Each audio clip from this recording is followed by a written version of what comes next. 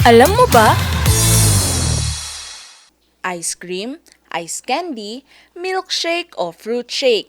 Ang prutas na avocado madalas ihalo para makagawa ng mga nakakatakam na meryendang ito.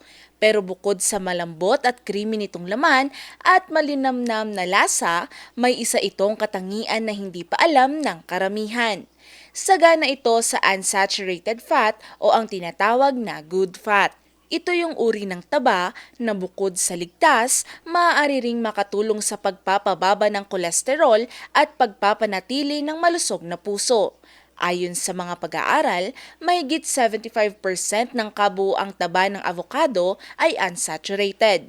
Karamihan ay monounsaturated fat na maaaring maging kakampi sa pag-iwas sa heart disease. Ang avocado ay mayaman rin sa nutrients gaya ng potassium, fiber, vitamin E at vitamin C. Pero, bakit nga ba nagkakaroon ng good fat ang avocado? Natural ito sa uri ng mga halaman na nagmumula sa Central America at Mexico. Sa paglago ng avocado tree, ang kanyang bunga ay nag-iimbak ng enerhiya sa anyo ng taba na siyang nagbibigay ng mahusay na kombinasyon ng calorie at nutrition para sa paglago ng buto nito. May taglay din itong antioxidants at maaaring makatulong laban sa inflammation sa katawan.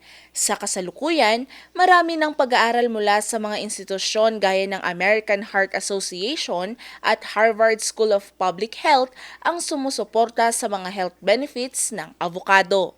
Isa sa mga pinakabagong pananaliksik ay ang nagsabing ang regular na pagkain ng avocado ay maaaring makaambag sa pagpapababa ng cholesterol level at blood pressure. Dahil sa dami ng health benefits, marami nang nagpasimula ng avocado-based diet at recipe, lalo na ang mga health-conscious na Pilipino.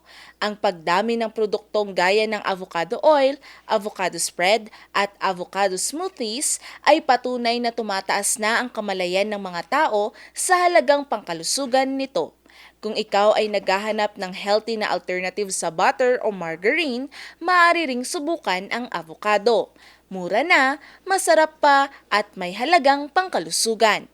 Ngayon, alam mo na!